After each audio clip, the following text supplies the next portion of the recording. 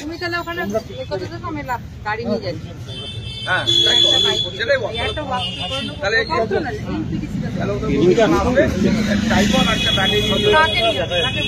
Sorry sorry sorry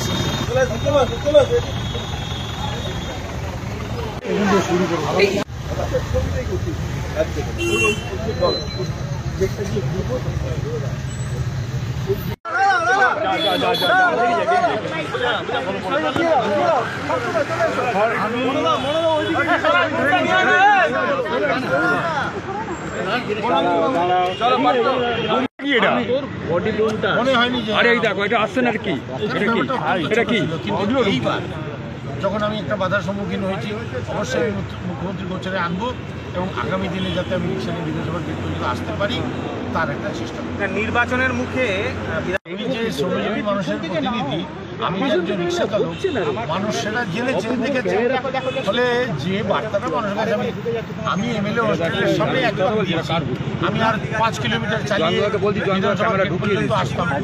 5 kilometre চালানো আর না চালানো পার্থক্য হয়নি।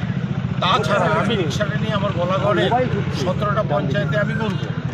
যে মানুষরা আমাকে ভোট দিয়েছেন, যে মানুষরা ভেবেছিলেন যে বিধায়ক হবার পরে এই মানুষটা পাল্টে যাবে, বদলে যাবে, তারা জানেন এবং তারা যখন চোখের সামনে দেখবেন যে আমি রিক্সা চালাচ্ছি তখন তারা বুঝবেন যে যথার্থ একজন প্রতিনিধিকে আমরা নির্বাচিত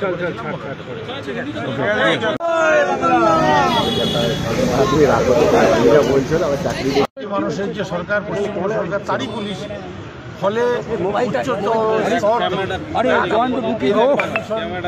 বারণ থাকে বা আইনগততা থাকে, তারা মনে হয় না এটা কি তাহলে একটা রাজনীতি?